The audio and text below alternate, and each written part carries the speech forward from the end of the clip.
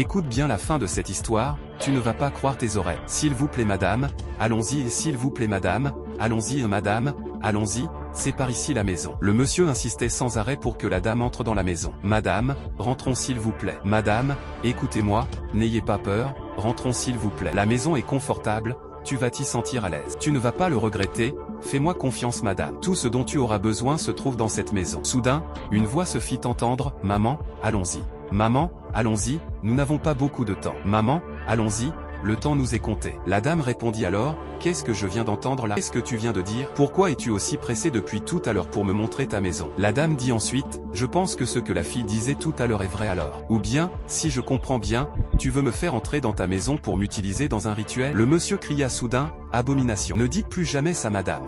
Il expliqua alors que Dieu l'avait béni, qu'il lui avait donné de l'argent, de belles voitures et aujourd'hui une magnifique maison qu'il avait décidé de faire visiter à sa tante adorée. Selon lui, ce n'était pas un crime de montrer sa nouvelle maison à sa tante. La dame, fâchée, lui posa alors une question, quel genre de travail fais-tu dans la vie? Il répondit, je suis un jeune entrepreneur. Je voyage beaucoup et j'investis dans des projets rentables. Il disait à la dame de ne pas s'inquiéter, que tout allait bien se passer. Mais la dame répondit, tu me mens depuis tout à l'heure. Je le sais. Le monsieur répondit, madame, ne dites pas ça. Je ne peux pas vous mentir, j'ai beaucoup de respect pour vous. La dame continua alors, depuis tout à l'heure, tu me racontes des histoires sur la route. Tu m'as promis $1 million et tu dis que l'argent se trouve dans la maison. Mais mon intuition me dit maintenant de ne pas entrer dans cette maison, et mon intuition ne me trompe jamais. Le monsieur répondit encore, j'ai de l'argent pour toi dans la maison, allons le chercher. Mais la dame déclara, tu n'es pas sérieux. Tu veux me sacrifier. Tu veux verser mon sang sur tes fétiches, mais tu ne m'auras jamais. Donc ce que la fille disait tout à l'heure était vrai? Tout ce qui entre dans cette maison n'en ressort jamais vivant, ou n'en ressort plus jamais. Moi,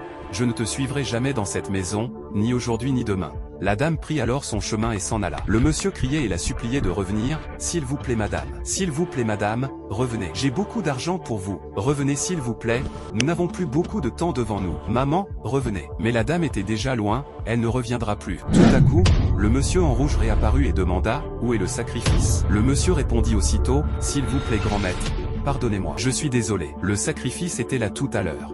Nous étions prêts à entrer dans la maison quand elle a changé d'avis et s'en est allée. Grand maître, pardonnez-moi. Le grand maître en rouge répondit alors, si tu n'as pas le sacrifice, tu sais ce qui t'attend, n'est-ce pas? Le monsieur répondit, je suis désolé, excusez-moi. Donnez-moi encore quelques minutes. J'irai chercher un autre sacrifice et je reviendrai. Pardonnez-moi grand maître. Mais le grand maître répondit d'une voix froide, je n'ai plus une seule minute à t'accorder. Ton temps est déjà écoulé. Si tu n'as pas le sacrifice, tu connais très bien les conséquences qui t'attendent. Le monsieur demandait toujours pardon, mais le grand maître était furieux et ne voulait plus rien entendre. Soudain, il fit disparaître le monsieur et commença à rigoler. Ah!